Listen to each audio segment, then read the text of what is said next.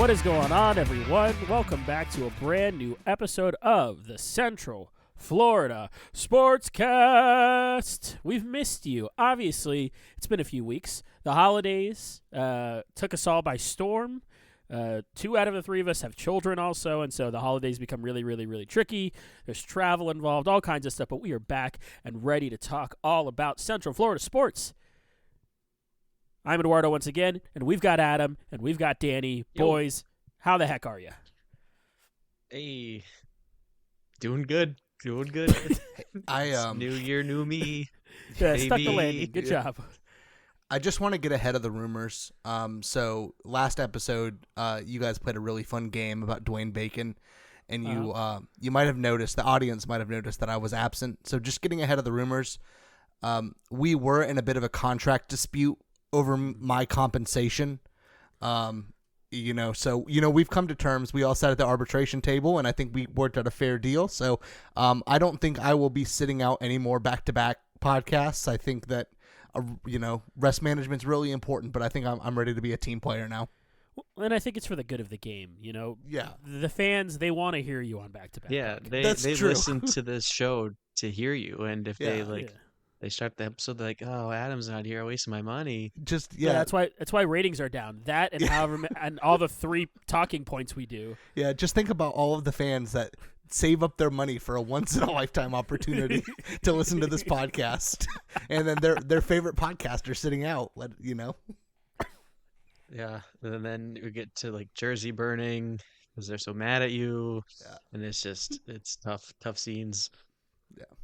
Which I'm for. If you want, please buy an Orlando Magic jersey with my name on it and burn it if you like it. I honestly think it's the biggest compliment I've ever heard in my whole life. Yeah. Just have some opinion about this podcast. We'd appreciate that. So it is a new year. Welcome to 2025 in Central Florida and all the sports-related things around it. Since it's the new year, we decided we were going to do something a little different for this episode. We're going to go through and we're going to talk about some Central Florida sport New Year's resolutions. I'm gonna say we're trying something new. We're gonna talk about Central Florida sports. That too. So we're going to start off over in Orlando City World. And Adam, I'm going to have you take it away. What are some resolutions Orlando City should be having for this new year? I'd like to quote a great philosopher to start off with talking about Orlando City. Fucking magnets, how do they work? So, my first resolution for Orlando City is I would like for them to please bring back the magnets. Yeah. Bring back passing out the magnets at events, at the game, outside the stadium. I think everybody, if you go into that stadium and you buy anything in the team store, I think a magnet should be in the bag for you to stick on your car. Put the magnet in the bag, little bro. Yeah, put the magnet in the bag, or else he gets the magnet again. My personal New Year's resolution is to ham fist more really bad movie quotes and everyday dialogue. Not just Moneyball? Yeah, not just We're quote broadening Moneyball. horizons here. Yeah, I've seen 3 movies now. Yeah, you can't replace Moneyball. But no, I really think that, and we had discussed recreate it this in the before, that when Orlando City first made that transition up to MLS, there was it was in the air. Like, you couldn't escape. The logo was everywhere. It was on every billboard driving towards downtown. It was on every car. You could kind of know if the person who cut you off on I-4 was a local or not, whether or not they had a magnet. So you could rage at them properly, which was, really, really, really nice to be able to drive that hatred properly. But no, I really think that Orlando City has a really unique opportunity to kind of get back to those roots of, connecting with the fans. I think the new ownership group is the right one to do it. And I think we need to really push on those billboards and those magnets. So tongue-in-cheek, I said magnets, but I really think the whole point here is fan engagement. I would like to see the fans have a bigger say in the club, and I would like to see the fans, really come back and embrace the club like it was in 2016, 2017. Yeah, I agree. I think the team has seen a lot of success. There are clearly still a bunch of moving parts. We just moved on from Facundo Torres, and so the team, it needs its supporters now kind of more than ever.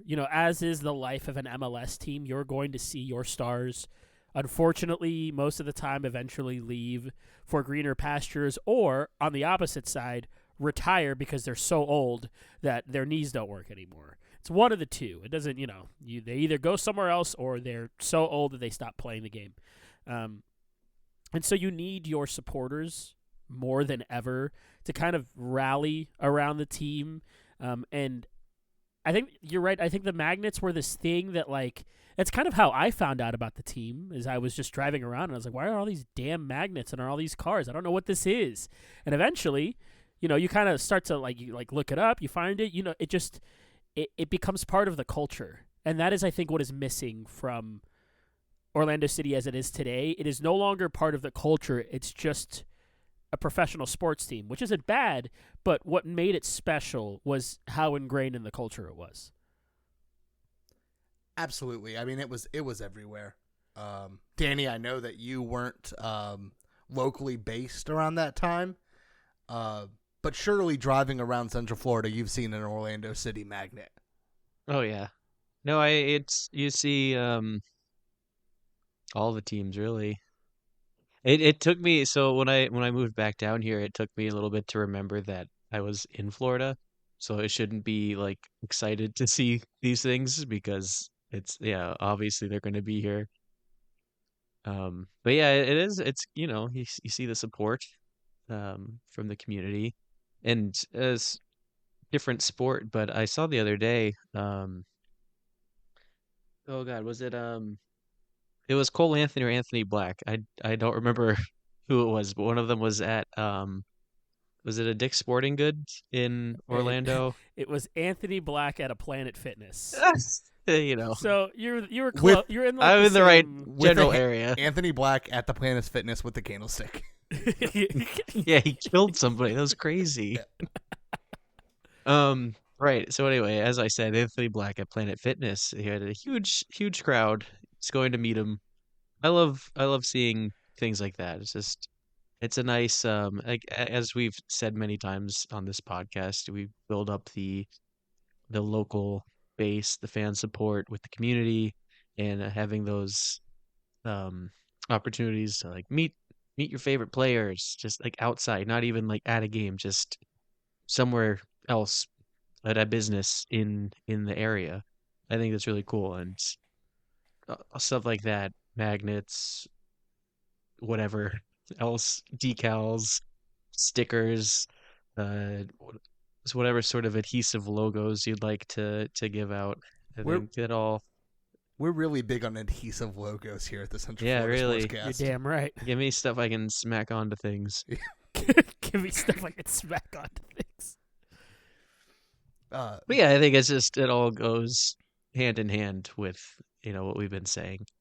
You have that visible support from your fans, and like you said, Eduardo, it's free marketing.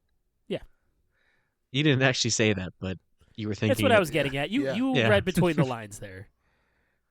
So I'd like to move on to point number 2, which is find a winger to replace Facundo Torres.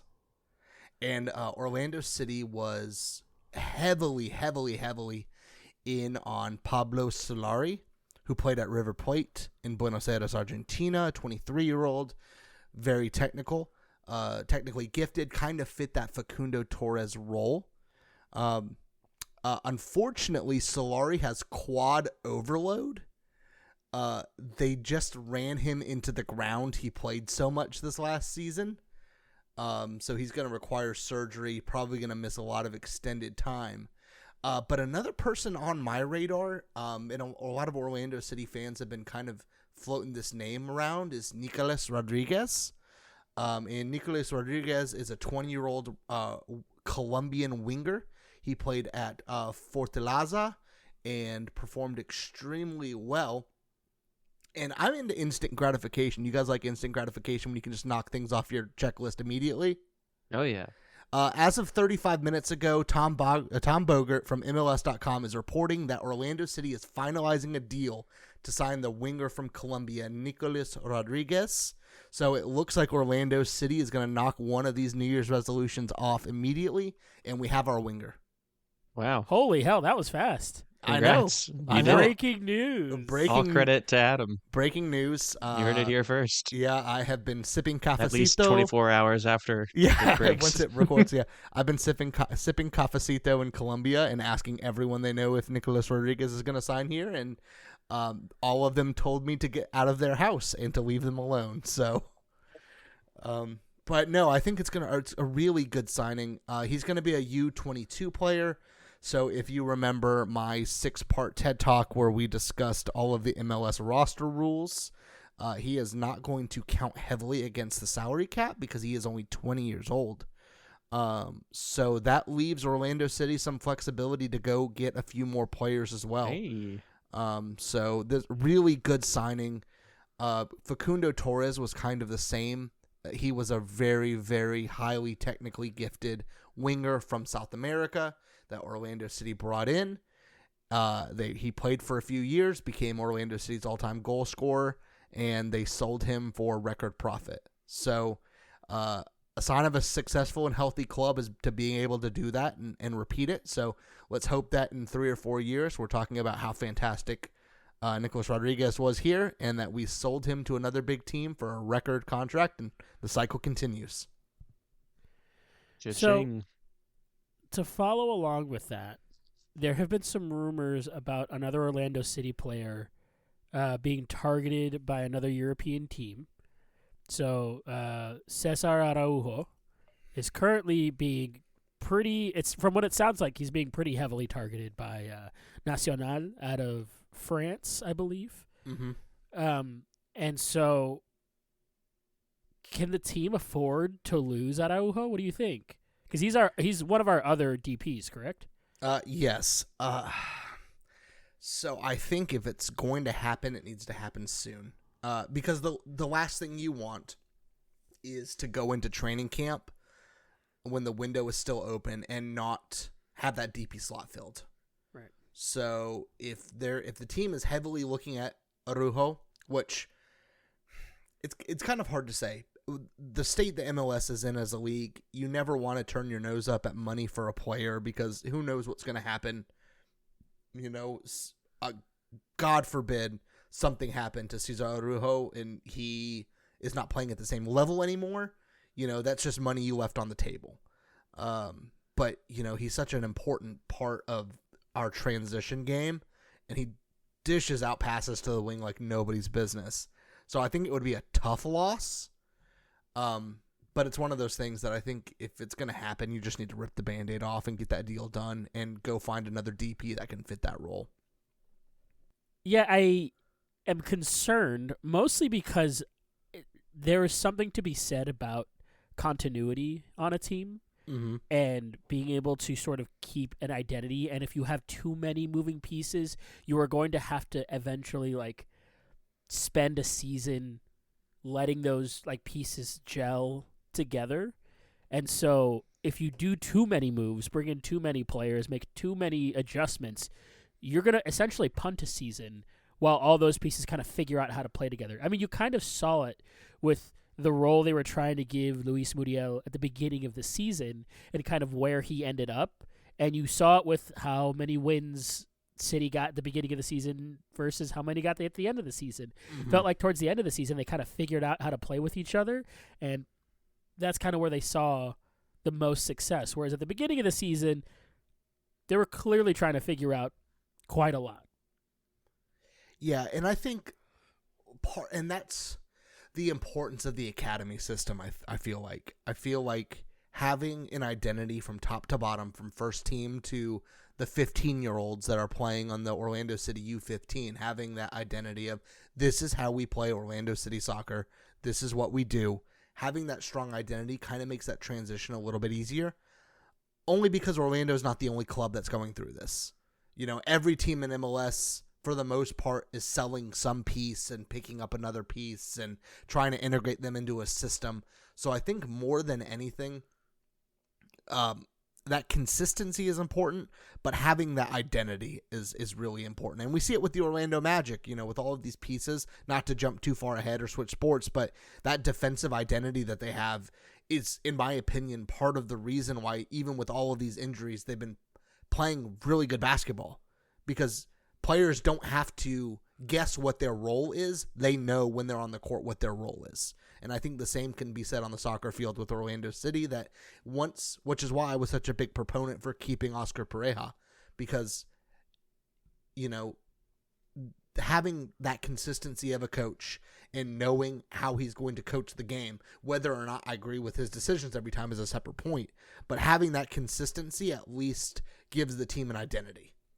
I think part of the identity of Orlando City can be tied with the Wall. I think the Wall is a really big part of why Orlando City is, in my opinion, a premier destination for soccer in America. And if not the best fan base in MLS, then definitely in the top 3 or top 5. And something that I have noticed as a member of the Wall is there's been some infighting between the supporter groups, and kind of the vibes are a little off. They were a little off last season, and I think my third resolution is to get those vibes back on the Wall. At the end of the day, we're all supporting the same club. You put politics aside of, one supporters group wants to do this and the other supporters group doesn't, and they kind of infight for, kind of struggle for power, which I have seen firsthand at another MLS club, kind of tear the stadium apart. A little backstory: I grew up before Orlando City existed, before they were a twinkle in their mother's eye. I grew up a DC United fan, and I watched the Barra Brava, the Screaming Eagles, the supporters groups for DC United literally have to get placed on separate ends of the stadium, because if not, they would fight each other during the games. DC United. Yeah, right. DC Come on. DC divided, am I right? Yeah. So the house I think DC divided itself cannot stand. I think it's really important for, at the end of the day, to realize that, like, hey, yeah, you wanted this portion of the TIFO purple and the other group wanted it gold. It's not that important. What's important is, supporting the club, doing the philanthropy work that the organizations do. Ruckus and Iron Lion Firm have some great philanthropy causes, and do a lot of really good work for the community. And just, going out and supporting the club. I don't know if Danny, kind of being our soccer newbie with Orlando City, I don't know if you've seen the TIFOs that Orlando City puts out, but no, it's insane. Some of the stuff they do. One of my favorites is one of the first ones we ever had was a giant lion. So a TIFO is basically, a giant art display that the supporters put up before big matches. Oh, yeah, okay. So I didn't know that that's what that was. Yeah, and for our first inaugural MLS match, I believe we had was it MLS or was it a new stadium? We had a giant lion, and it was the skulls of all of the other minor league teams in Florida, and the lion had its claws in each of the skulls. Sick. Yeah, I mean, there's everything. There's one where, when the season was getting really rough, we had one of Leonardo DiCaprio from The Wolf of Wall Street, and we listed all of the players that left. It was like 600 players, 300 losses, 15, all of these statistics about like the number of players that have left, the number of games we've lost, the number of goals that have been scored against us, and underneath it just says, we're not effing leaving. Nice. And it's just a support of like, listen, this club means so much to so many people. It doesn't matter the name on the back. It's just about it's about the crest. It's about the badge, and the supporters aren't going anywhere. So I just think, if we're going to have to share the wall, if we're going to have to share the house, we might as well get along. Can I propose something to you? I would love that. I don't mean to get political on here, But I think if you are in the United States, many people are unhappy with the two-party system the way that it stands. Yeah. Does Orlando City need more than just two supporter groups? Should the support of like all the supporter groups in Orlando City be concentrated in just two supporter groups? Atlanta United has 5. Yeah. Several other clubs have Multiple. several more. They have multiple, and Orlando City has 2, and it feels almost like a duopoly in if you are not part of one of these two. And like, to be honest with you, if you go and you stand at the wall, I understand it is a supporter section, but it's the wall, and there are certain rows that are blocked off that you can only stand in if you are part of one of these two groups. I hate that, by the way. It's awful, and should it be like that? Should these two groups be the only ones that represent the fandom for Orlando City? I don't know. I feel like maybe there is room for more supporter groups. I'm not saying we're going to start one, but I'm just saying that someone out there should. I think I can read between the lines. I think that's where the It's Always Sunny in Philadelphia title card pops up where it says the gang starts a supporters group. Now, can you explain to me why there is multiple supporter groups? Well, they're like clubs, right? So sure. you are clubs. So the reason most one is because they're like different styles of people. Like if you take Orlando City and their two supporter groups, Iron Lion Firm and Ruckus. Ruckus is the more like family friendly. It is like usually like the older people that have been following. We've tailgated in their lots. There's kids running around, and they have like face painting and activities for the kids in the tailgating lots. It's definitely Eduardo's hitting it on the head. It's definitely family centric. Whereas Iron Lion Firm is much more of like a young, in your face European style of like soccer support, where they are yelling expletives and a lot more like in your face. They're, like talking shit with other supporter groups. And right now, those are the only two that we have. And it's because it's just stylistically that people they're just different kinds of people. They're different groups of people. Mm-hmm. What they want out of supporting the team is different. And I think if it sounds like those are two extreme ends and there's not a lot of nuance in the middle there, that's because you're right. And that is kind of my point, that maybe we need more than just those two very, very separate ends. I'm going to see I'm actually going to go see Leyton Orient. Here we go to London Mr. next Month. And I'm going to go see Mary Kate Leyton and Orient. Ashley go to London. And they have a family stand. So on their if the wall is over on one side, the opposite side across from the wall is like a family stand. It is meant for families to go have children. The mascots spend a lot of their time over there, and it's like what it's like designed for. And I find that really interesting. And I just think maybe Orlando City needs a little bit more diversity from their support groups. Yeah, no, I 100% agree with you. And I think that part of, at least in my perception, and, if, the president of the Iron Lion Firm or Ruckus, both of whom I met, both I enjoyed our conversations together, and I think they have really good visions for the wall. I have voiced my concern a few times about the supporters only rows. Part of that became about due to people complaining about flags. So if you watch videos from early on when Exploria Stadium, now Interco Stadium, opened up, there were flags everywhere.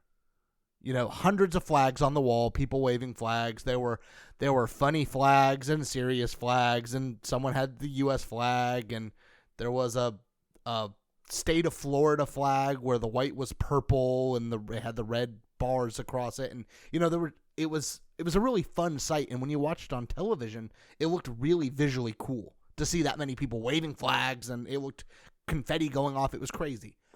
And I've noticed a severe lack of that since they've implemented those supporters only sections. And I feel like it's kind of killed the soul of the wall a little bit. So I would like to see, one of my resolutions is to kind of get that energy back on the wall, because I think that although I still think it's one of the best supporter sections because I've been to a lot of MLS stadiums that have had a lot of really dead supporter sections. It is still one of the best ones in the league. I think that it used to be one of the best in the continent, and I don't know that I can say that anymore. Yeah, it's tough. I really want, specifically with the and I'm preaching to the choir here, but specifically with the rows that are only for supporter groups, there should not be a place in the supporter section where people aren't allowed to. If you are there to support City, the only people that shouldn't be allowed there are people who are wearing another team's colors. Those are the only people that shouldn't be allowed to stand wherever they want in the supporter section. If you are there to support City and you have a ticket for the supporter section, you should be able to stand anywhere in the section. Yeah, and that's kind of, in my mind, it should be one of the goals of the supporters is to send the supporters throughout the supporter section. That way you have people who know the chants everywhere, teaching people the chants. I can't even begin to tell you the number of times that I've been on the wall with some friends, and we just strike up a conversation with the people next to us, and they're from England, or they're from Brazil, or they're from another country, and they just really wanted to experience a soccer game in America, and they ask us about the club, and they ask us about the history, and, we get to talking about, why we love Orlando City and kind of some of the core values of the club. And they go out and buy jerseys and scarves, and they thank us for having such a great time, and I think that welcoming atmosphere is kind of what made the wall special, and when you segregate it and put ropes up and put the supporters down low, I think it kind of loses a little bit of that magic. Yeah, you lose the community aspect of it. You are now separating, and then you get some people, because I've seen this online. There are people that do not like either supporter group, and they kind of resent them because of whether you believe it's true or not, the sort of special treatment that the supporter groups get. And this just being one of them. And whether you agree with that or not, or whether you actually think the supporter groups get special treatment is immaterial, because that's what the perception is. Especially if there are only two of them getting, whatever the special access might be. Yep. And, it's not, I don't know. I understand it in some respect of we want to have our most diehard fans in the front so they can yell and be crazy and everything. However, if you're in the supporter section, are you not already one of the most diehard fans? Isn't that what the supporter section is for?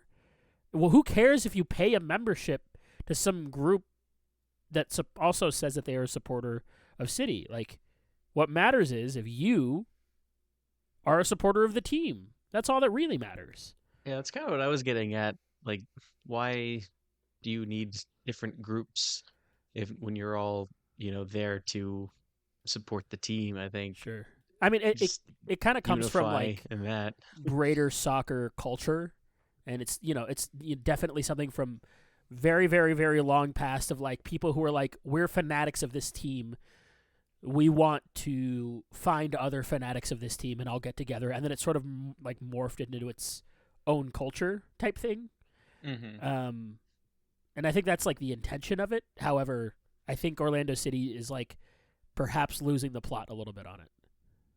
I agree. And it started off, when you look at hooligan culture of soccer in England, it started off because, all of these teams were clubs, and you would have the supporters, and, these guys were the steel workers, and they formed a supporters group for all the steel workers that would come to the games. And these guys were carpenters, and they would all come to the game. And then, things would happen where politics would get brought up, and people would find out that these people were Tories and these people weren't Tories, and they would split off and form their own clubs, and from that, and I think, soccer supporters long has a history in being derived from real life politics, but I think we need to do our best to keep the politicism out of the supporters culture in America, because that's not what our supporters groups are. So if we could stop the favoritism, if we could open up the wall for everybody, if we could reintroduce those flags, get everyone back on the same page, get those tifos back rolling, I think that it's going to make the atmosphere in the stadium unbelievable again. Preach, brother. All right, now there are a few more points that I'd like to. Part of my arbitration deal that we came to agreement with is I get a couple of bonus segments here. just because I love hearing the sound of my own voice. The Orlando Valkyrie. You guys familiar with the Orlando Valkyrie? Yeah. Pro volleyball team. They actually had their first match tonight, January 9th, as we're recording. They beat the San Diego Mojo, and I think my resolution for the Valkyrie to keep up the great work. They're projected to finish second in the league, behind the Atlanta Dream, or I'm sorry, is it Atlanta Vibe? I think Atlanta Dream might be the WNBA team. Someone fact checked me. I think it might be Atlanta Vibe. But I think a resolution is to get out to a game. Maybe the three of us make it to Edition Financial Arena and check out the Orlando Valkyrie as they take on the other teams in the Volleyball Pro Federation. It is the Vibe. The Atlanta Vibe. Yeah. And lastly, resolution for the Orlando Solar Bears outside of just winning more games and being more consistent. Long shot dream here, but let's get the Orlando Solar Bears to the AHL. They have been a top 5 team in attendance for so long. Orlando is a big enough market. Where's Tampa's minor league team, AHL team at currently? Syracuse. Forget Syracuse. They have enough. They already have Otto the Orange. What more do they want? Move the AHL. Just make Orlando the AHL team. I'm thinking about the synergy that would create for both Tampa and Orlando to have the AHL team so close, where if a player got hurt and they could send them down to Orlando, just down the way, you would have the Tampa Bay Lightning fans want to come and take a look at their star player rehabbing in a venue where they could sit closer for cheaper. And then you would even get that, the bump the other way where an Orlando Solar Bear that is a fan favorite gets called up to Tampa. You would have fans driving the other way from Orlando to Tampa to go watch a game at Amalie. So I just think it makes too much sense. This is a soapbox that I've been standing on for long enough, and I think that, it's not going to happen. But resolutions very rarely come true. So I'd really love the Solar Bears to make that leap to the AHL. Yeah, I mean, be a lot closer than New York. I wanted to go to a Crunch game when I lived up there, but I mean that was still very far for me.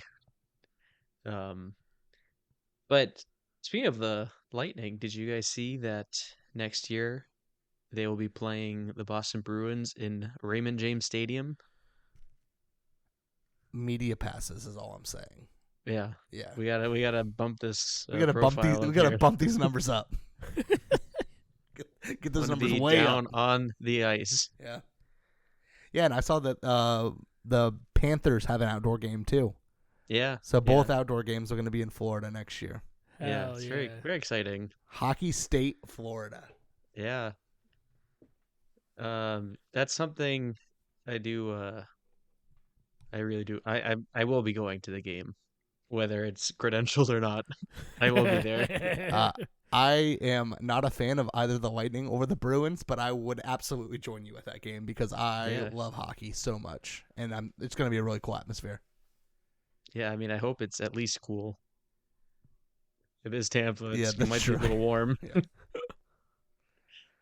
Yeah, I'm really curious to see how that goes. But I mean, they know what they're doing. Those they do some. I mean, even like the northern outdoor games, you can't really predict what the conditions are going to be like. But they make it work, even in less than ideal weather. So that's cool. I'm very excited. Adam, do you have any more bonus points you want to bring up? No, legally I'm only allowed to bring up 2 bonus points this That's episode. What we agreed on. Yeah. Listen, I don't want my agent, from our representation can't meet again. There were knives pulled at the last one, so we want to literally. Yeah. We want I'm really tired of dealing with Clutch Sports. Yeah.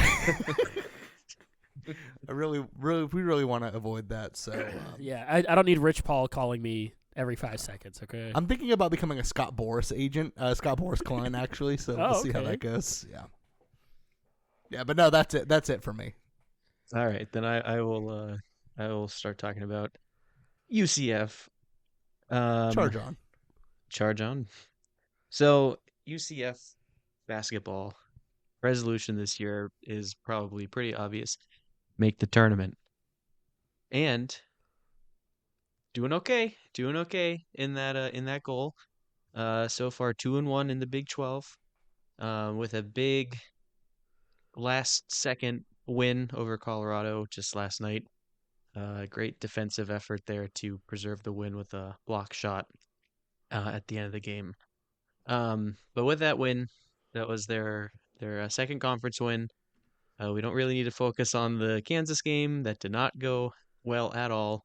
Um, the one of the worst losses, uh, point differential wise, in the program history.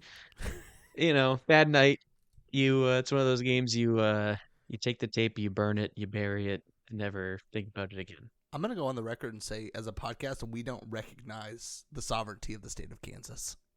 Yeah. Just going to go out and say it. That's true. Yep. 49 states in this fine country. We're always talking about this. Yeah, we always bring it up. In our studio, we have a huge American flag. It's just a 7x7 row of stars. But yeah, the wins over Texas Tech, Texas, uh, in Colorado, so far. So doing okay. We're making some splash here in the conference. Like we said, you need to finish first. As long as you do well, Big 12 is a good conference there, so you'll have a pretty good resume. Currently up to an 80 in the net rankings, up from 84 last Monday. So keep the improvement there. Have a decent resume at this point. I think, Danny, it's really interesting. I think you kind of hit the nose on the head when you're talking about the defensive performance against Colorado. What a great game that was. And there has to be something in the water. Listen, I know the hot topic right now is fluoride in the water. Everyone's talking about it. The mailman's running down the street and talking to me about fluoride in the water. But Adam. I think we have a bigger issue here in Central Florida. I think there's defense in the water here in Central Florida. I think when you look at the Orlando Magic and you look at UCF's performance against Colorado, something's going on. Specifically Colorado. Yes, specifically against Colorado. Definitely Not not against Kansas. No, not well. We don't recognize Kansas, so we don't have to you're worry right. about that. Again, right? Yeah. Sorry to our one Kansas listener. And congratulations on. We'll get you out of there. Don't worry. Yeah. We are mailing you some red slippers. You're gonna slip those bad boys on. We're gonna get you right out of there.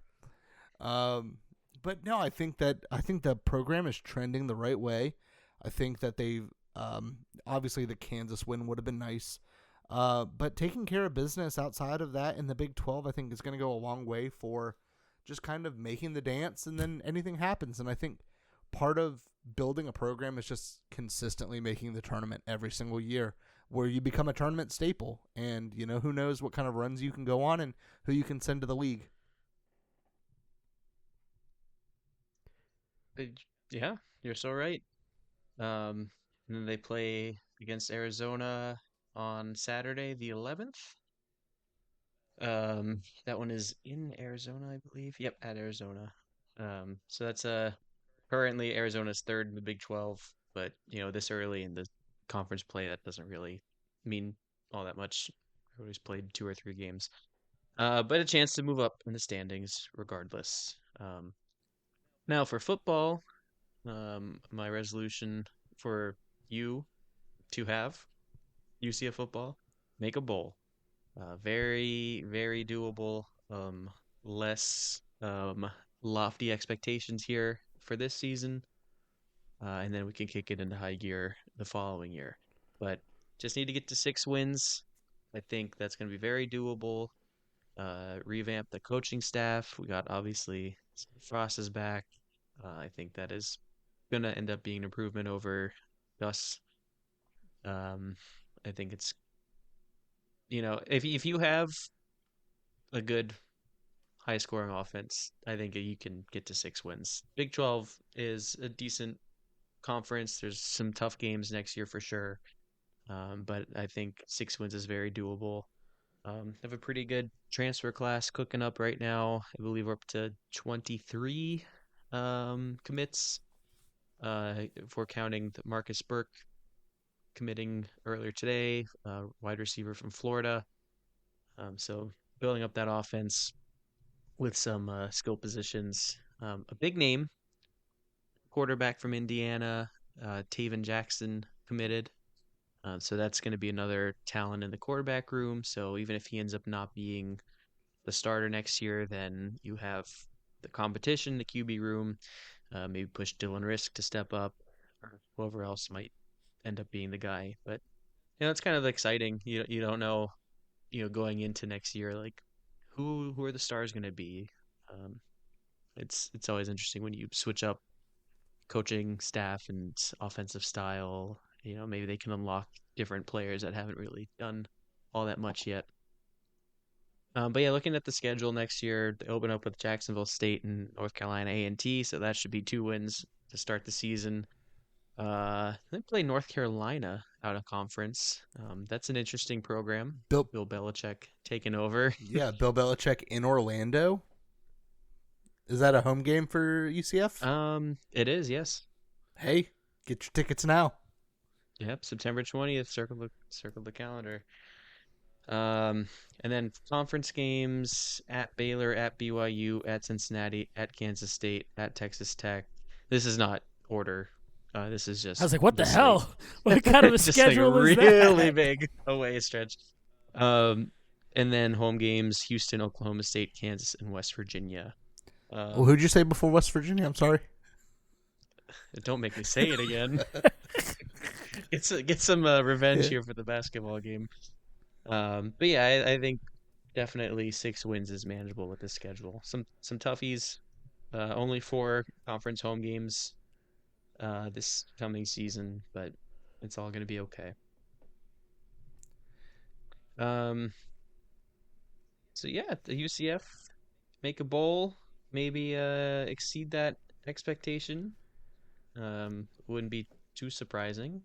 Maybe make some noise in the conference. Playoff, dare I say? How's about this? How about find an identity? Ooh, I like that. Find an identity and stick with it. Like, figure out who you're going to be moving forward, because clearly this is a new era, or maybe a rehash of an old era. Yeah. We don't know. But this is a new start for UCF football. It's a new era of UCF football. So you got to establish your identity early, figure out what that is, and stick with it. Yeah, I agree. First of all, Danny, every time you said 6-6 go to a bowl is doable, I in my head translated it to do a bowl. So just that's the identity. UCF do a bowl. UCF is now a party school. Yeah. What? Just now? If you're hearing this now for the first time. I don't know if you guys, if either of you, we're gonna plug podcasts.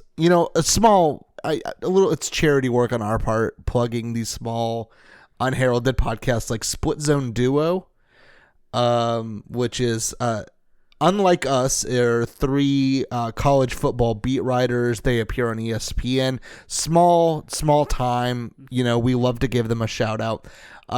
But they had an entire episode about programs rehashing old coaches. The odds are not looking great that this is going to be a successful hire, just if we look on the history of programs doing this. Obviously, there's exceptions. You have Bill Snyder at Kansas State, worked out extremely well. But for every successful story like that, there's 10 or 11 where the coach lasted about 3 or 4 years and then was pushed out. So I think it's going to be really interesting. I think finding an identity is really important. If I had to set a resolution, just adding on to the ones that you made, Danny, for UCF, it's for the fan base to set realistic expectations. So not playoff? Maybe not playoff. But if they could do a bowl, I would be okay with that with year one. Peppy from Star Fox in here. Do a bowl. I might actually, I might tweet that out before the season starts. I might just set up a bot at UCF. Do a bowl. Just do it. Yeah. Wait, no, that's already taken. Yeah. Shia LaBeouf. Yeah, big plug to them too, right? Small clothing brand. We loved. Yeah. Some Pacific Northwest apparel line. I think they got a big future. Yeah. Maybe. Yeah, if they sign Bronny, they do. I'm talking about Rice. Yeah, listen. You're playing the long game. Yeah. That's Space Jam 5. Wait, wasn't he in Space Jam 2? Was that actually his kids in Space Jam 2? Some of them were. The third one was like the one that the movie is about. You know what I mean? Yeah. Where it's like Yeah. his kid. Yeah. He No, was an actual actor, but his other kids were in the movie. Does he have 2 sons or 3 sons? I think he has 2. Okay, because I was going to say I don't think they replaced one of his Yeah. sons. How shitty would it have been to be like, okay, Bronny Bryce, you're in the movie. Hey, Bartholomew, sit this one out. Oh, Bart James. That's funny. My son's name is also Bort. Let's head on over to Orlando Magic territory and get some Orlando Magic New Year's resolutions. So the first New Year's resolution for the Orlando Magic should be a given. It's to get healthy. The Orlando Magic have been marred with injuries, just absolutely destroyed throughout this calendar year. After the first 5 games, lost Paolo Banchero to an oblique injury. Then you had Franz Wagner step up, played out of his mind, was playing like a top 10 player, and then he goes out with the same right oblique injury. And then you continue to kind of win games because Jalen Suggs suddenly starts to become not necessarily a top 10 player, but maybe like a fringe all-star. He starts to really step it up. And then just recently, he broke his back. His back is broken. Okay, he didn't break his back. He has a back strain. He was wheelchaired out of the game, I think, against Detroit. I thought he just pooped his pants. No, honestly. it looked like he was in a lot of pain. He is out with a back strain for the foreseeable future. We had Mo Wagner, who was coming up on I don't think he would have won, but he would have been in the consideration for 6th Man of the Year. Jamal Mosley likes to call him a walking 10 points. He was incredible, and he's now out. So number 1 for the Orlando Magic is to just get healthy. It doesn't matter, and nothing else matters if your players are not on the court. If you've been an Orlando Magic player or a fan for a long time, you understand how difficult it is to deal with injuries and how difficult it is to be a fan of a team that is constantly injured. We've gone through this with Markelle Fultz. We went through this with Jonathan Isaac for a long time, and knock on wood, he's been healthy, although he hasn't necessarily been playing his best basketball. We need to get healthy. Now, all of that being said, we got the first tiny bit of good news, and by tiny bit, I mean gigantic fucking news, because tomorrow, Paolo Banchero is going to suit up and play basketball, and nothing else matters. Nothing else matters because Paolo is going to be back on the court, and we have somebody who can score the basketball. Because I don't know if you guys know this, but over this stretch where both Paolo and Franz have been injured, the Orlando Magic are the 29th offense in the league. They have remained the number 2 defense, but their offense has tanked to the number 29th offense. They're still top 10 in net rating. I think they are 10th, literally. But they're still top 10 in net rating, but their offense has been putrid. They are the worst 3-point shooting team in the league. If the Magic continue to shoot the percentage that they are shooting this season, it will be the worst 3-point percentage a team has shot in the last 12 years. That is how bad of a 3-point shooting team Orlando has been so far this season. And there are a lot of reasons for that. A lot. a lot of the guys that you expect to be good shooters are having down years, and it feels like we're kind of coming on the other side of that. KCP started the season pretty horrendously, and he has now kind of turned it around. Wendell Carter had a decent game where he kind of turned it around. Cole Anthony is starting to look a little bit more like the old Cole Anthony. And then also, you're having lots of guys shoot threes they probably shouldn't be shooting. Jalen Suggs kind of comes to mind because they're just being asked to do significantly more than they ever should because Paolo and Franz are both gone, and somebody needs to come up with some kind of offense. They're not getting any of the good, easy looks that they used to get. They're getting really difficult, contested threes because they're the only shot that's available. But all that to say, Paolo is back tomorrow. And so we're starting to get healthy, but we need to get healthy to get this team where it needs to go. I completely agree, Eduardo. That's a great resolution to get healthy with the Orlando Magic. I think part of what's going to be interesting is how much this identity changes and the roles of the players, how they change, getting Paolo back, getting Franz back, hopefully sooner rather than later as well, where you're going to have players like Jalen Suggs not get asked to do too much, where you can set, Anthony Black is going to have maybe a little bit of a different role, because you have Paolo who can go and create his own shot.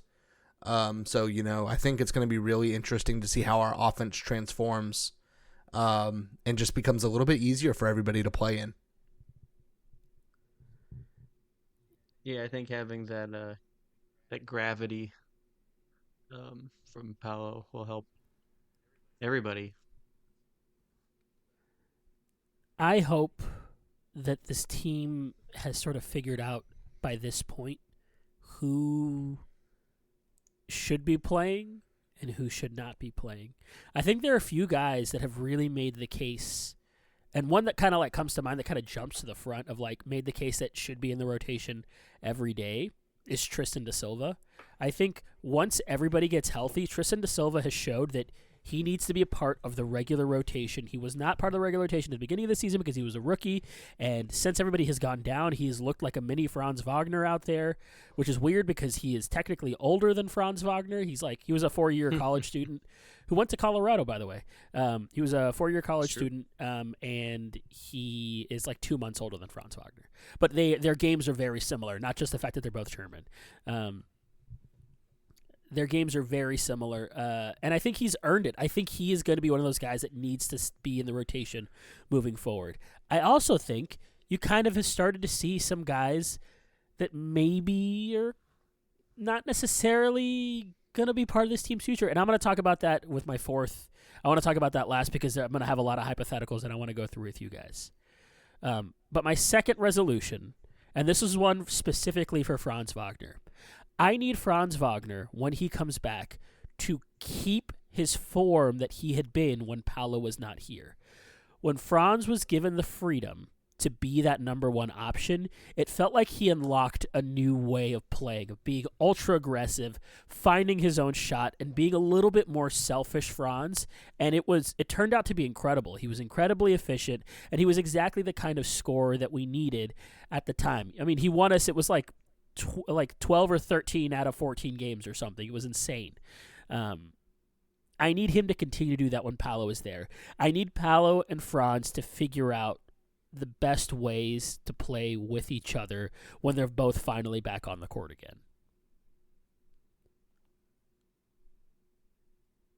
Hey, it's a good problem to have. Absolutely. You have these two 6'10" wings that both can kind of do it all.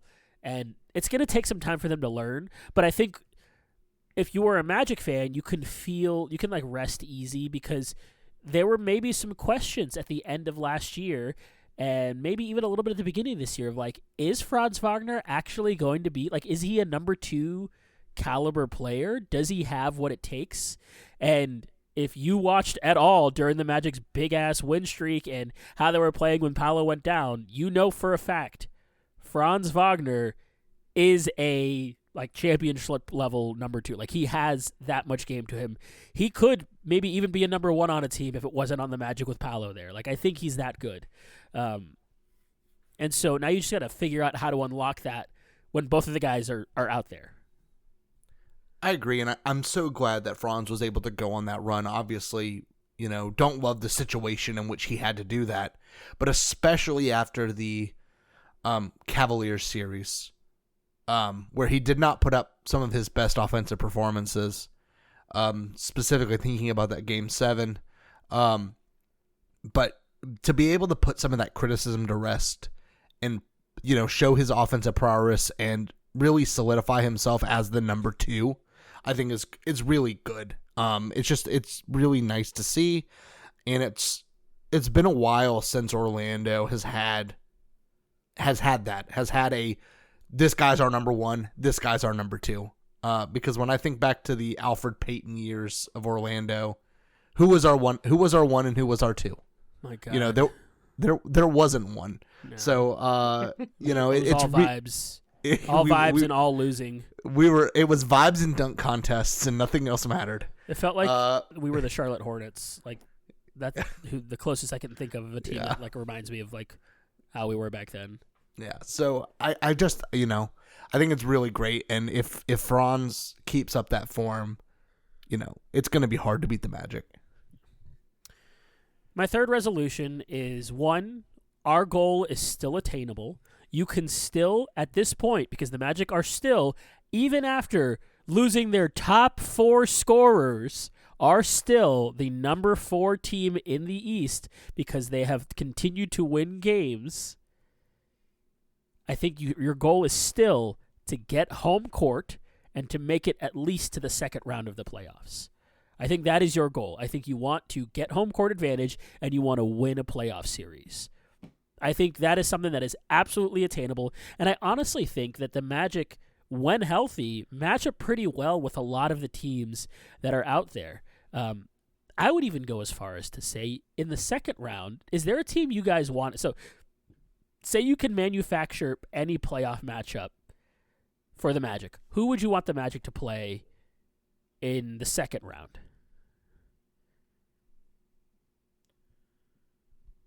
Let me look at the standings now because I want to pick somebody who's realistic. Cavs, Celtics, Knicks, Magic, Bucks, Pacers are the top 6.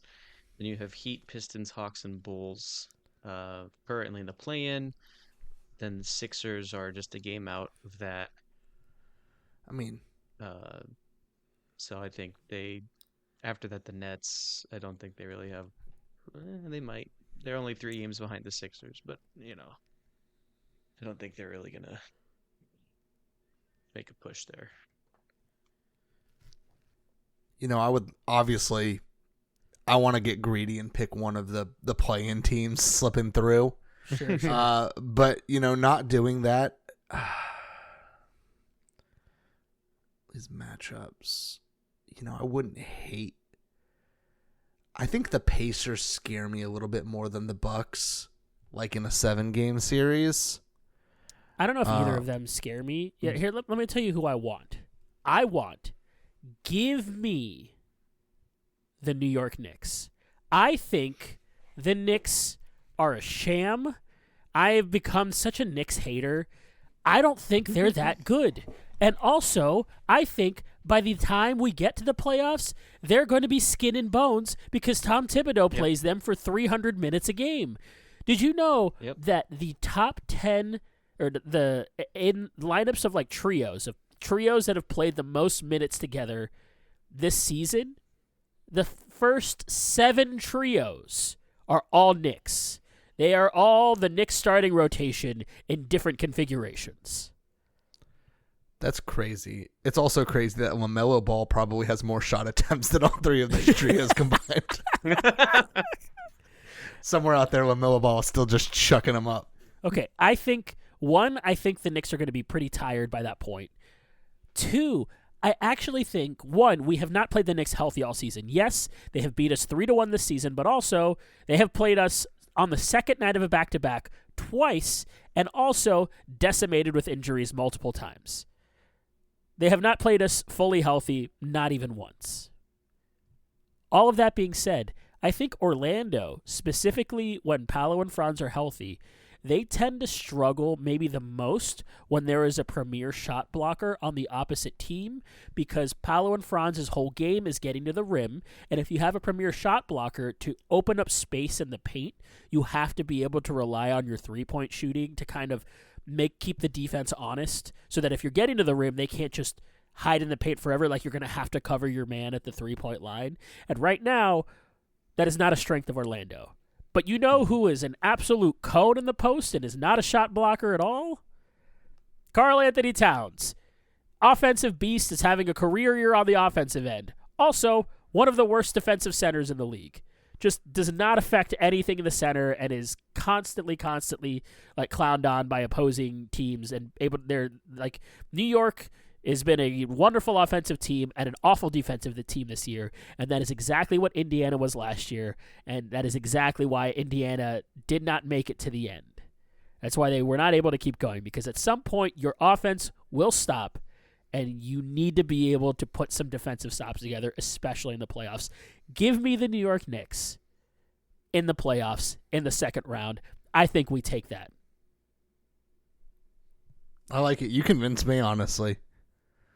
I think they like, Orlando needs a rivalry. I think Orlando needs a team to battle with, and maybe it should be the team that wants to steal our whole play the song thing. So what I'm hearing, I mean, I think it's easy to convince people that hate New York teams. Yeah. Especially if you live in Orlando or are an Orlando fan, and then there's a bunch of people from New York that hate being in New York but want to still root for the teams. Yeah, I think just like in general, Florida teams, there is that, obviously, the snowbird business going on in the state, so you get a lot of the transplants, and it's just so annoying. I say this as somebody who just moved from New Jersey, but I am a native Floridian. There you go. Let it be said. So it doesn't count. He held up his Salt Life sticker to prove to us that he's just... Oh, no. Oh, no. Hang on. I'm drinking out of a Tampa Bay Buccaneers cup. Nice. Now I'm getting mixed signals. So, yeah, I'm not in the first round. I'm not afraid of either the Bucks or the Pacers. I think Orlando can beat both of those teams. I honestly think the Bucks will be a little tougher. I think we match up really well with the Pacers. Oh, I think you're talking about Buccaneers. Sorry. Yeah, I think we could take. I think we could take the Buccaneers. Yeah, Baker Mayfield. He's got a 3, so you got to watch out for him. But. Mike Evans is going to put up his 1,000 points every year. Yeah, no matter what happens, he will get his 1,000 points. Okay, and my fourth and final resolution: by the end of this year, or at the very least before the next season starts, I think it is finally time for the Orlando Magic to make some sort of consolidation trade. I think it is very clear that there are a few people who are absolutely, positively members of this Orlando Magic core and will be moving forward. I think your Paolo, your Franz, and your Jalen Suggs are locked in. Those are your guys. I think you have a few guys that have kind of solidified themselves as the next guys up that are going to kind of stick around. I think your Mo Wagners. I think your Anthony Blacks. I think Tristan da Silva has kind of laid that out. I think Kentavious Caldwell-Pope, in the sense that they just paid him all this money, and I don't think you're going to immediately trade him. And I think he does kind of fit what you're looking to do. And then you have a lot of guys that kind of maybe don't fit the future. Oh, I forgot Goga Bitadze in that last group. Goga Bitadze belongs in the last group. And then you have a few guys that kind of don't really fit the future.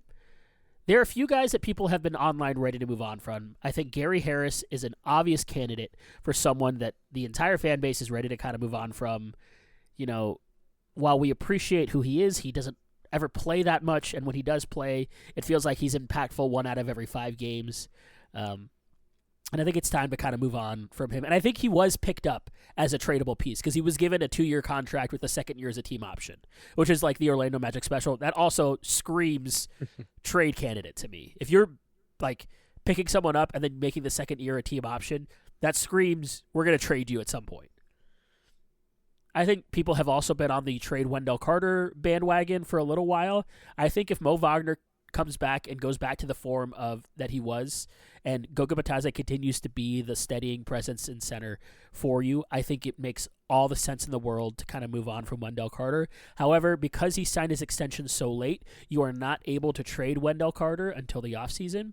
And then there's one more person that I want to see what you guys think. I'm ready to move on from someone.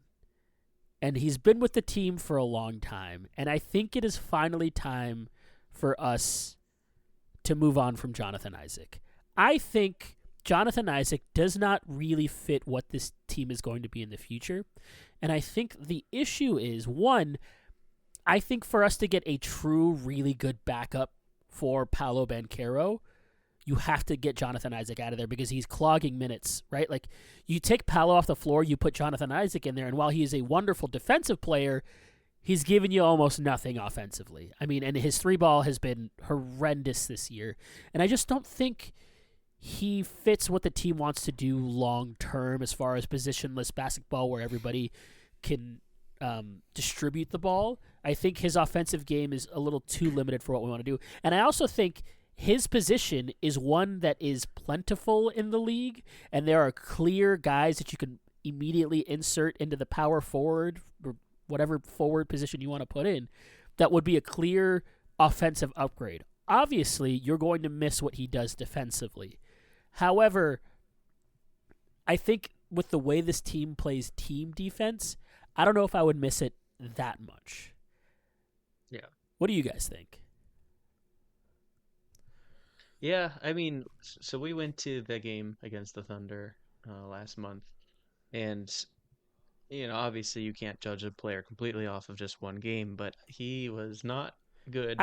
I want to defend him a little bit in that game because he kept leaving Caruso open, and Caruso kept draining threes. Caruso was at like 25% on the season on threes at that time, and maybe the game plan was literally let Caruso shoot because he's been awful this year, and he just so happened to make all of those threes at the time. Yeah. But he's also been like a step slow kind of all year. Yeah. Also, we talked about that on the way home, how he just hasn't been in the same shape, obviously physically. I don't know, mentally maybe not. I don't know. I can't really take a peek in there to know. But yeah, no, I know he's been, gosh, how many years? I mean, he was drafted in 17? Mm-hmm. 17, yeah. So this is his sixth season. I mean, and he spent most of them injured. Yeah. What's his contract look like? So he just signed an extension. So It is a 3-year. He's getting paid $25 million this year, but then it's a descending for the rest. It's a once again, it's a Magic special. It is a really attractive contract because it is front loaded in the first year and then descends to almost nothing by the end of the contract. It's going to be a great contract if Orlando wants to keep it or if Orlando wants to trade it.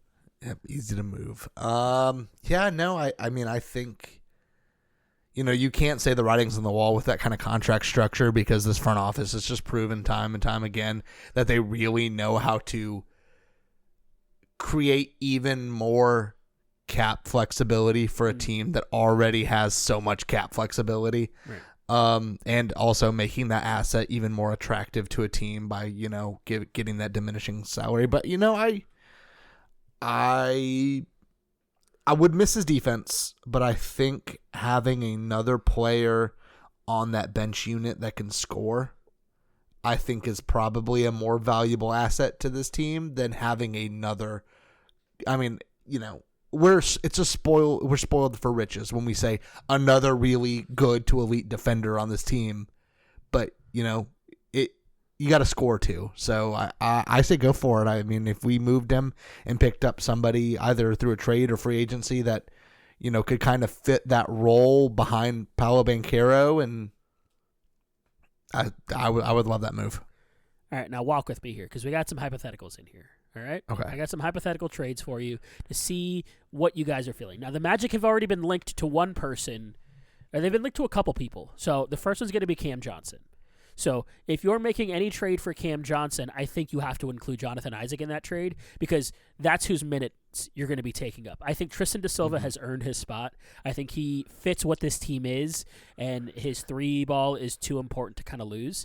And I think if you have Cam Johnson backing up Paolo Banchero, I think that is like a recipe for a win. Now, all of that being said, Cam Johnson is owed a lot of money, and he's going to continue to be owed a lot of money. And I don't know if the Magic have necessarily the flexibility to be able to do this trade and the next couple trades that I'm going to propose to you guys. But the first one would be some sort of trade involving Jonathan Isaac and Cole Anthony for Cam Johnson. What do you guys think? Let me check. I mean, you already said Cam Johnson's contract is yikes. Let me look up the numbers. It's not the worst contract in the world, but it is a pricing, and I think he's going to eventually want more money because he's playing really well. Yeah. Mm-hmm.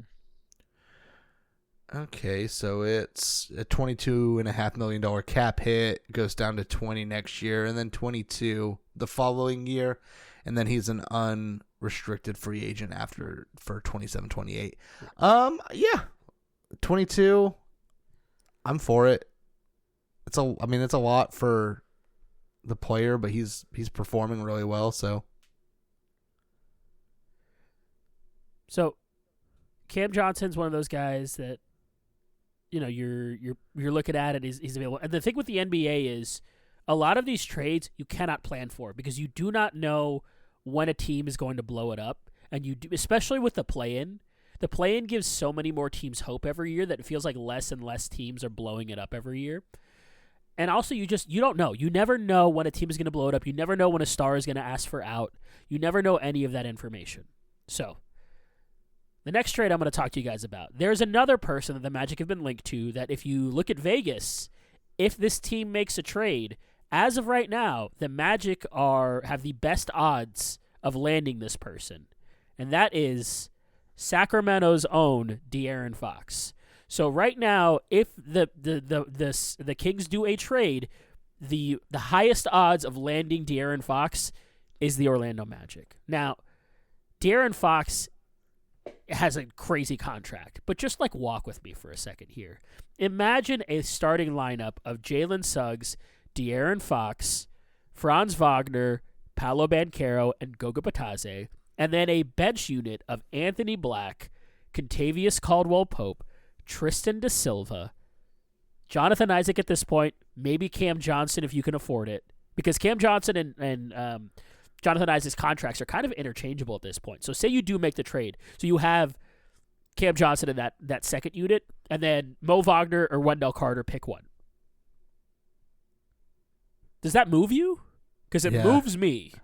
Yes. The only thing that I don't love about De'Aaron Fox is he has 2 years left on his contract. He's an unrestricted free agent after that. But I think Orlando's at a place right now that, who knows what this team's going to look like in 2 years in terms of how far in the playoffs we are. So it's not like he's coming to a team and he's going to have to wait to build the team. I think the team's already here. So I think he would stick around. And Paolo, I think we would have already given him the max. He would have had the max. If we end up having De'Aaron Fox, we will either have to shed some salary or we will be in the second apron. Yeah. Most likely it'll come with shedding salary. I think there's a way. There is a way in there where you can trade for De'Aaron Fox, maybe shed Wendell Carter Jr.'s salary at some point, and you can kind of make the money work. But eventually you're going to have to start paying some of your rookie level contracts. That's why in this new CBA, rookie level contracts are so important because you're able to kind of keep your guys on a certain contract amount. Like Caleb Houston is a very valuable player because he's a body, right? Yep. And, if you make that trade, you still have a ton of depth, which is the interesting part for Orlando because Orlando is so deep at this point that you can make lots of trades like that and still have a ton of depth. Now, if you were going to trade for De'Aaron Fox, my guess is that Sacramento's going to want one of Anthony Black. They're going to want they're going to try for Jalen Suggs. They're going to want Jet Howard. They're going to want Tristan da Silva. They're going to want some of these guys. So you have to be able to be okay with parting with at least some of them, and maybe also a Jonathan Isaac, and maybe also a Wendell Carter. You have to be able to kind of be able to say goodbye to some of these guys. And I think for De'Aaron Fox, I think I'm there. It's very realistic, and in my opinion, star guards, you can't predict when the next one's like going to go, right? You can't. If he's available on the market, you have to make the call because it's not every day you get a guard, especially in Orlando. Like, what was the last time Orlando had a true star guard like that? Was Tracy McGrady. Like, let's be honest here. Victor Oladipo never reached those heights here. Jameer Nelson was not like that here. You know, we've I don't remember the last time we had a true, real star guard in Orlando. And I think you put that next to Paolo and Franz, and they become really dangerous. The concern, say you make the money work, say everything else is working. The concern is that for his career, De'Aaron Fox is not a good three-point shooter. He has gotten better. This last year was a career year for him, and he's shooting okay this year, but he is not what I would call a shooter. And so bringing in a non-shooting point guard that needs the ball in their hands a lot to put next to Paolo and Franz, who are both okay shooters, but neither of them I would call shooters, is a tough ask. But then you have to weigh that with when is the next star guard going to become available? Mm-hmm. Now, the Sacramento Kings aren't the only sad team. All of that being said, Sacramento has now won their last 5 games in a row, and they are probably on the verge of making a really bad decision of keeping the team together, and they're going to eventually going to go on another really bad losing streak after the trade deadline. I've already planned out like what's going to happen with the Kings. They're going to make a move during the offseason. I think if Orlando makes a move, it's a smaller one. I think if they're going to make a big move, it's going to be in the offseason. I think there's another team out there that is looking to blow it up.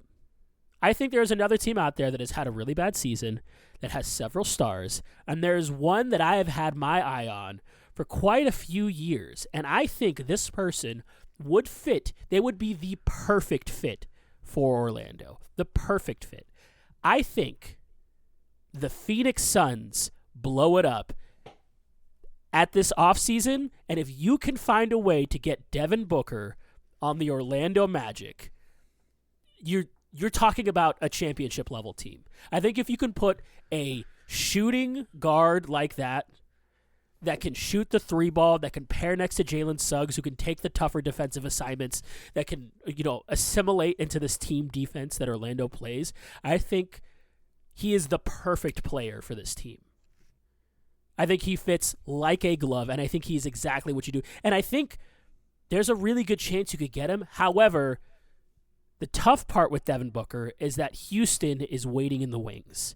Houston, if you guys don't know, have a lot of picks. They had a lot of Brooklyn's picks, and Brooklyn had a lot of Phoenix's picks. And what Houston decided to do is they called their shot, and they said, we think Phoenix is going to blow it up soon. So they traded the Nets all of their picks back for Phoenix's picks. So now Houston owns basically all of Phoenix's picks. So if Phoenix wants their picks back, they have to trade with Houston. My hope is that the Rockets want Kevin Durant. That's who they think the prize is there. And they just leave Devin Booker for someone else. That is my hope. Because so far, that's kind of what they've looked for. They're looking for another star, and I think it's really hard to turn down Kevin Durant. So my hope is they look for Kevin Durant, and then the Magic come a calling for Devin Booker. I'm salivating. Oh, God. I mean, that Devin, insert center, Goga Batadze. Who cares? Who gives a shit? Yeah, who cares? Who cares? Devin Booker, Jalen Suggs, Franz Wagner, Paolo Banchero.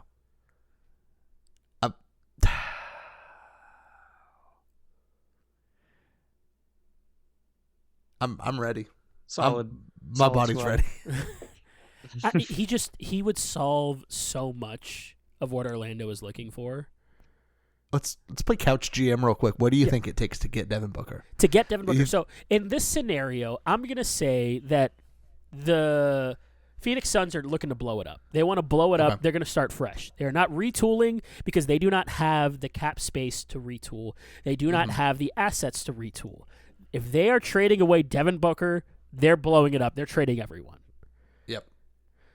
They cannot get out of Bradley Beal's contract because he has a no-trade clause. So they cannot trade him. He is stuck on that team basically forever unless he agrees to go somewhere. As of right now, he doesn't want to go anywhere. So he is staying on Phoenix.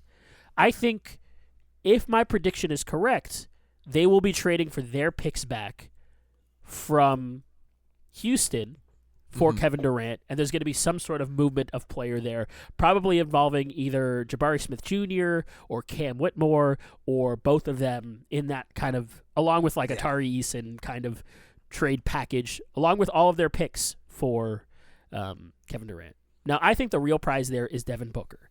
Devin Booker is having, I think, a down year. However, I think he's being used incorrectly. And he is not because you have so many ball dominant people and they're like guys that are just their only benefit is that they need the ball to score a mid range jumper. I think that's where you start to really have the problems there in Phoenix. I think it would take at the very least, if I'm Orlando, I'm doing whatever I can to not include Jalen Suggs in any trade. Mm-hmm. I think they're going to ask for Jalen Suggs. And I think that's where you're really going to have to see what Orlando values, because I think any team that you're going to talk to for a star guard is probably going to start the conversation at Jalen Suggs. Yeah. Now, if you're Orlando, I'm going to dangle Jonathan Isaac there. I'm going to say, here's Jonathan Isaac. Here is Jet Howard. I would even go as far to say here is Anthony Black. I would give up Anthony Black. I love the kid. I'd give him up. I would even throw, if you give me some mixture, if you want to take some mixture of Jonathan Isaac, Wendell Carter, Anthony Black, Jet Howard, you could maybe even convince me Tristan Da Silva, because I think he would be so he would change so much for that starting lineup that you could convince me of almost anyone on that bench lineup. You could convince me of almost anyone on that on the team not named Paolo, Franz, or Jalen Suggs. You might even be able to convince me Jalen Suggs. I think he would be that good next to Paolo and Franz. However, I think without Jalen Suggs, I think this team kind of falls apart. I think he's kind of like a linchpin that if you remove him, the team kind of doesn't perform in the same way. I also think you're going to have to throw in a shit ton of picks. I think you are throwing in 3, maybe 4 first-round picks in a trade like this. However, I think if you're Orlando and you see yourself in the playoff picture for the next 3 to 4 years, you're fine about it. You also have picks. You have 2 extra first-round picks. You have Denver's pick this year, and then you have somebody else's pick in the next 2 years. I don't remember who it is. So you have a few extra picks as well. So you don't even have to trade all of your own picks to get this done. Because Denver, I think, is on kind of a downturn, and I think that's going to be, especially because in the 2025 draft is supposed to be a loaded draft, and so I think picks in that draft are going to be extra valuable to teams. But yeah, not named Paolo or Franz, I would consider it. Yeah, absolutely. I think if you could package J.I., Anthony Black, maybe a Jet Howard and Denver's first and another first. Yeah. Preferably not our own, but if that's what it takes. Yeah. Devin Booker is a known commodity. He's having a down year. He's still averaging almost 25 points a game. Yeah. So, and he's a shooter. Yep. He is, and he's not like a 3-and-D guy. He's not like a, the difference between the reason why I'm so focused on this is because he is what Orlando needs. Right now, Orlando has a lot of catch and shoot. If you get me a good quality look, I'll probably make that 3. But you know what NBA players don't get a lot of the times? Good quality looks. And we have no one right now on the team that can take a contested 3 and have confidence in making it. That's what Devin Booker would bring you. He would bring you the confidence in the contested 3. He would bring you an extra level in the mid-range. He would bring you an extra score to take the load off of Paolo and Franz. Now, all of this is contingent on how we see Paolo and Franz finish the year out, which is why I think that whatever big move they're looking to do will not be until the offseason, because you have to see how Paolo and Franz kind of work out, and to really see what this team needs, I think you have to wait a little bit. But I think you can make the trade for Devin Booker. I think you press that like 99 out of 100 times. I agree. I think it would also be huge. We talked so much about other teams coming in, taking over the Kia Center, how that's becoming less and less frequent, but it still happens. And I think Devin Booker is the kind of player. Unfortunately, Paolo is not there yet. I don't know why. I think he should be, and I think he is that kind of player, but he doesn't get the casuals out. Right. Whether that be because NBA is not marketing him properly or the league hasn't taken notice yet, he's not going to get the casuals out that only know the NBA from playing 2K and watching a few highlight videos that they see on TikTok. But I think Devin Booker is that kind of player. And I think that Devin Booker would sell season tickets. I think he would sell jerseys. I think he's the kind of player that you put him, because he's a dog, next to Paulo, who's a dog, next to Franz, also a dog. All three of them together, I mean, that Kia Center is going to be packed every night. Well, and Orlando is a top 2 defense. You add Devin Booker to that, maybe Orlando drops to a top 5 defense, but then goes up to a top 15, maybe like a top 12 offense. That's good enough to win you. If you are a top 2, like top 5 defense, and then like a top 10 offense, that's a championship level team. Mm-hmm. And that is Orlando will eventually need to make a move to move up to the next tier. I am of the opinion that Orlando is already in the second tier of the Eastern Conference. I think it has been unclear for most people that don't follow the Magic to see it because of all of the injuries and everything. However, I think I would take Orlando against any of the second tier in the East. And on a good night, I would take them against the first, but unfortunately that's not the way basketball works. Basketball is a 7-game series, and most of the time the more complete team will win that 7-game series. The Magic need to make some kind of move to move up to that top tier, and I think a guard that plays alongside Jalen Suggs is the obvious move to kind of flesh out what the team needs and to kind of help facilitate the offense a little bit. And I don't mean always have the ball in their hands, but I mean like sometimes when the offense stalls out, you just need somebody to kind of get everybody in their spots and kind of get them all rearranged and get them some easy buckets. I think Orlando has a tough time sometimes getting easy ones, and I think if you add a few easy ones to most of the games that they've played over the last season and a half, you're getting like an extra like 7 to 10 wins. Yeah, now add 7 to 10 wins over the course of the season to last year. Yeah. I mean, we're not fighting for not being a lottery team then. We're talking about home court advantage. Yeah, you're talking home court. And last year it was the Magic were 1 win away from being like the 2 seed last year. Yep. Like the 2 through like 7, I think last year was like separated by like 1 or 2 games. It was ridiculous. So Orlando had the opportunity to be a higher seed, and they just kind of lost it towards the end of the season there.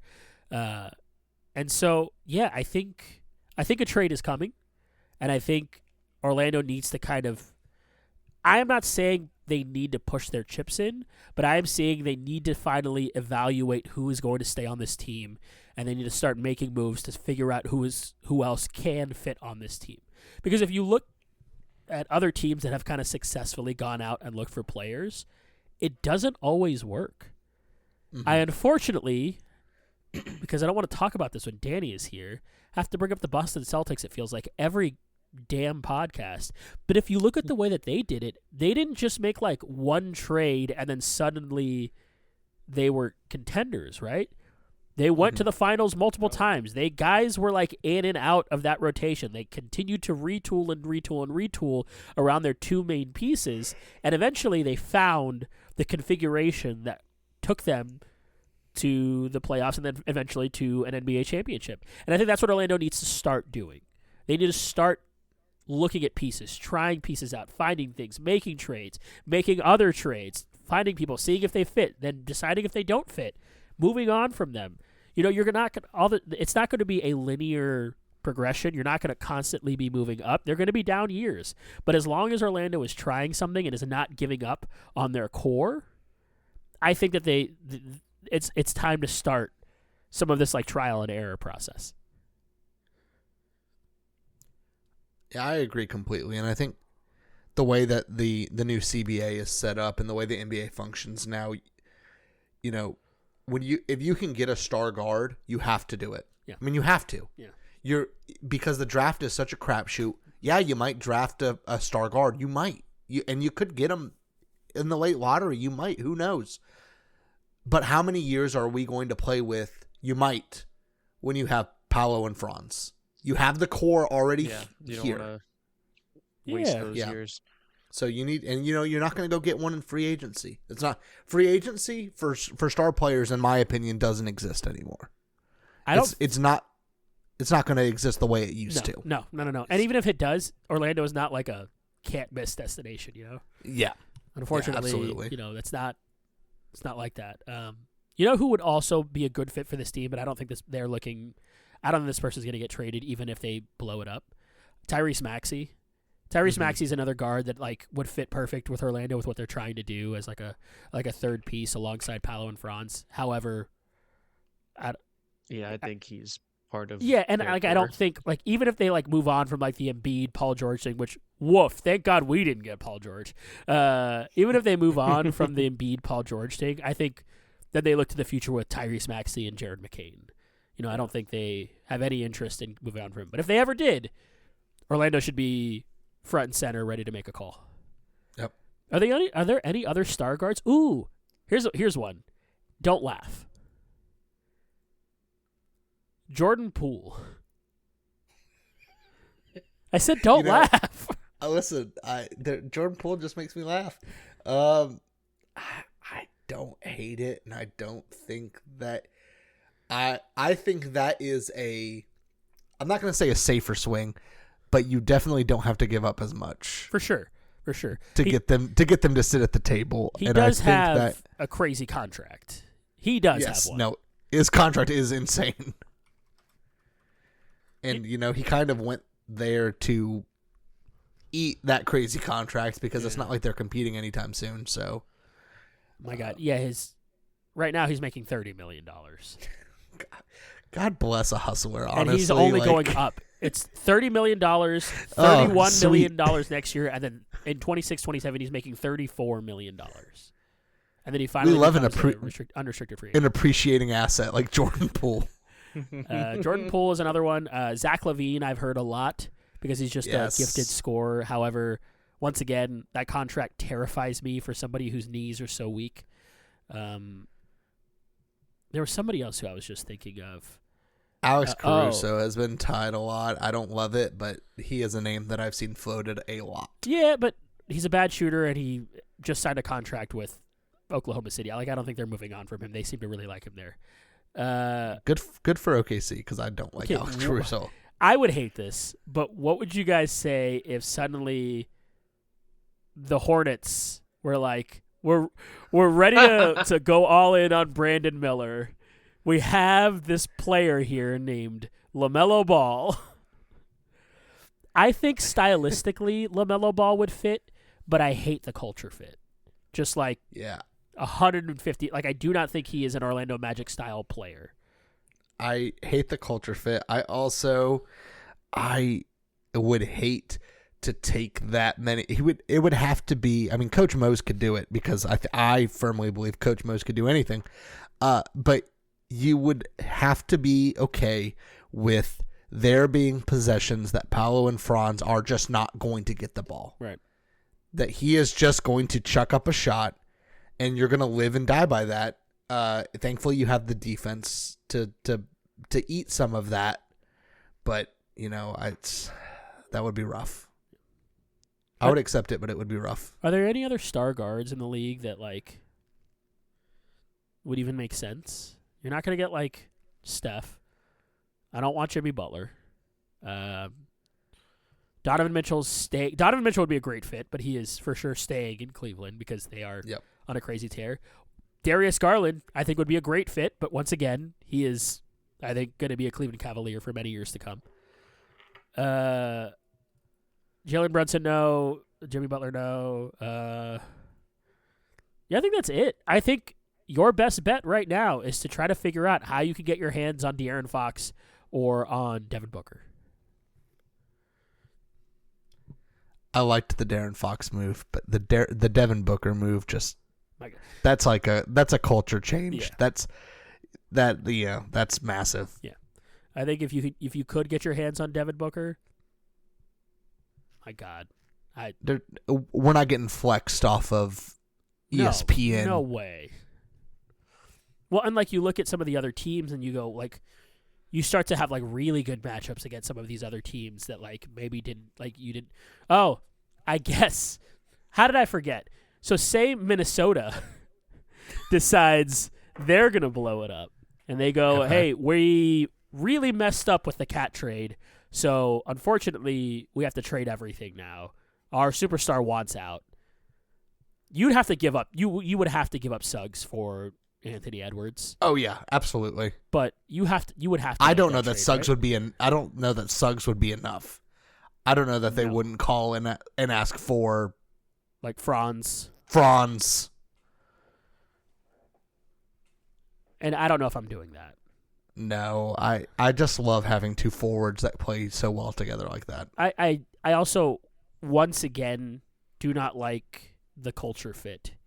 I think Orlando Magic style of player is like a very specific thing now, especially like if you look at all of the guys that are currently on the team and their like demeanor and the way that like they talk to press and everything, you can kind of get the vibe of like who would kind of fit with the Magic and who wouldn't. I think both De'Aaron Fox and Devin Booker would be guys that I think like I can see them fit. Cam Johnson really feels like an Orlando Magic player already. Like I saw he did like an Old Man in a 3 podcast where he talked about all kinds of stuff, and he really was really, really, really well spoken. He was very very intelligently talking about the game, and I think that's exactly like the kind of player Orlando like looks for.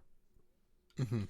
And so, man, looking to the future, but I think right now now that we've looked at the future, we've done our resolutions, we got to just hope that tomorrow Paolo comes back, drops another 50, and picks up where he left off. Am I right? I'm here for it. Hallelujah. Yep. I think that's going to do it for this episode of the Central Florida Sportscast.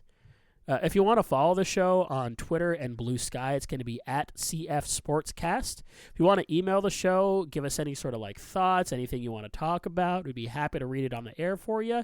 It's going to be cfsportscast@gmail.com. But I think that's going to do it for myself, for Danny, for Adam. We'll see you next time. Bye-bye. See ya.